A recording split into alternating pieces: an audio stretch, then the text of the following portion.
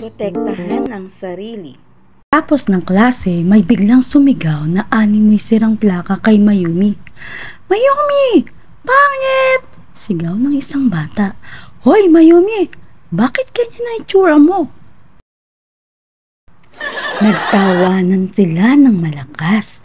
Agaw pansin kasi ang kanyang kilos at hitsura. Siya ay pandak, malaki ang mata at mahinin.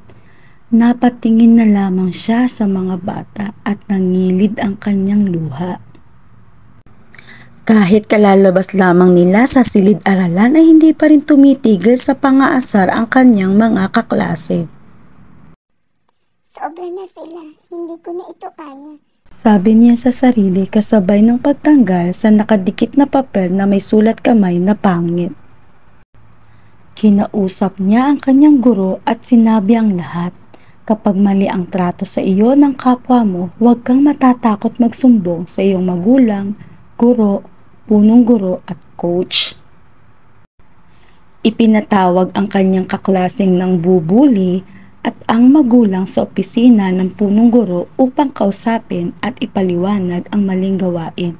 Taos-pusong humingi ng paumanhin ng bata at nangakong hindi na uulit. Simula noon, hindi na mahiyain si Mayumi. Sa halip ay natuto na siyang ipagtanggol ang kanyang sarili at kapwa niya na inaaway sa paaralan. Hinikayat niya na maging matapang at huwag matakot isumbong sila.